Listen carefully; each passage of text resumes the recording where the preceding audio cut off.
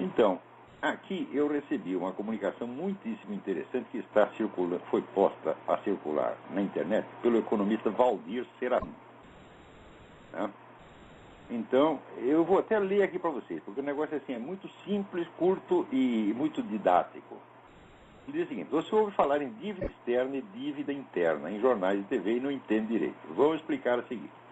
Dívida externa é uma dívida com os bancos Mundial, FMI e outras instituições no exterior em moeda externa. Dívida interna é uma dívida com bancos em reais. Então, quando Lula assumiu o Brasil em 2002, devíamos dívida externa 212 bilhões de reais. Dívida interna 640 bilhões de reais. Total da dívida 851 bilhões de reais. Em 2007, Lula disse que tinha pago a dívida externa. É verdade, só que ele não explicou que para pagar a dívida externa, aumentou a dívida interna. Em 2007, no governo Lula, a situação era a seguinte: dívida externa, 0 bilhões. Dívida interna, 1,400 trilhão. 1 trilhão e 400 bilhões. Total da dívida, 1 trilhão e 400 bilhões. Ou seja, a dívida externa foi paga, mas a dívida interna quase dobrou. Agora, em 2010, você pode perceber que não se vê mais na TV e em jornais algo dito que seja convincente sobre a dívida externa quitada. Sabe por quê? É porque ela voltou. Em 2010, no governo Lula, tínhamos a seguinte situação: dívida externa, 240 bilhões. Dívida interna, 1,650 trilhão, isto é, 1 trilhão e 650 bilhões. Total da dívida, 1,890 trilhão, 1 trilhão e 890 bilhões. Ou seja, no governo Lula, a dívida do Brasil aumentou em 1 trilhão. 1 trilhão. Daí é que vem o dinheiro que o Lula está gastando no PAC, Bolsa Família, Bolsa Educação, Bolsa Faculdade, Bolsa Cultura, Bolsa para Presos, dentre outras bolsas, incluindo o mensalão, evidentemente. Né? E de onde ele tirou 30 milhões de brasileiros da pobreza? Não é com dinheiro do crescimento, mas com dinheiro de endividamento. Compreenderam ou ainda acham que Lula é mágico? Né? Ou que o FHC deixou um caminhão de dólares para o Lula gastar? Quer mais detalhes sobre a dívida interna e externa do Brasil? Aqui ele dá um link, mas o link é enorme, tem 3 linhas. Então, você vai ter que procurar. Assim, o site é www.sonoticias, tudo junto, sonoticias.com.br. E lá você procura o nome do economista Valdir Serafim, ou o tópico dívida externa.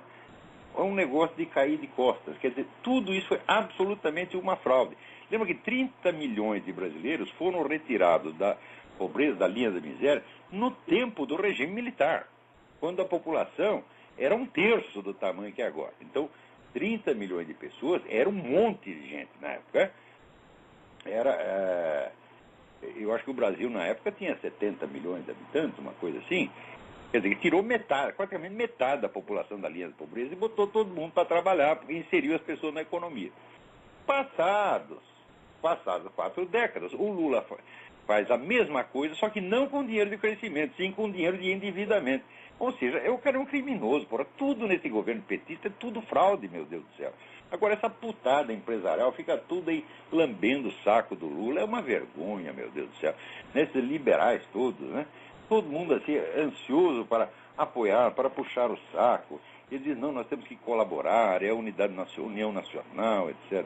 Ora, porra, né? Quer ver como é que é esse pessoal? Aqui, o Osmar Neves me escreve: o que mais me chamou a atenção no escândalo da tentativa de estupro por parte do diretor-geral do FMI foi saber que ele integra o Partido Socialista Francês. Diretor-geral do FMI socialista? Parece que os teóricos da conspiração estão no caminho certo quando afirmam que o objetivo do globalista é a implantação de uma ditadura socialista mundial. Mas isso não é questão teórica da conspiração. Eu não aceito. Osmar, você está muito certo, a sua observação é muito pertinente. Né? E eu já expliquei 1000 vezes, e agora no debate com o professor Duguinha, acabei de explicar de novo, tá certo? Por que o socialismo é não só do maior interesse da elite globalista, mas é o único caminho que ela tem. Agora, as pessoas que acreditam, vamos dizer, que em vez de julgar a situação real pelos fatos, vão assim pelos nomes das palavras, pelos significados das palavras, só raciocinam, só verbalmente, né?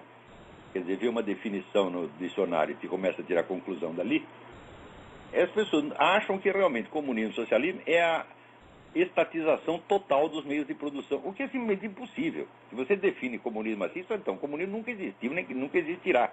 Tá certo? Na própria União Soviética, vamos dizer, 50% da economia era economia privada, vamos dizer, sem nome. Então, sabendo que a estatização completa dos meios de produção é absolutamente impossível, é materialmente impossível, então essa elite globalista já concluiu que o melhor para ela é realmente o socialismo, onde sempre vai haver uma margem, vamos dizer, para a iniciativa privada de grande porte.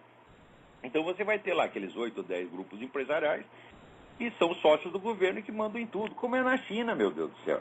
É uma coisa tão simples. Né? Agora pergunta o Osmar Neves com razão. E agora como ficam os nacionalistas esquerdistas brasileiros quando gritavam fora FMI, por considerar instrumento de opressão dos capitalistas? O FMI é instrumento de opressão dos capitalistas e é instrumento de dominação dos socialistas. É a mesma coisa, porra. Agora,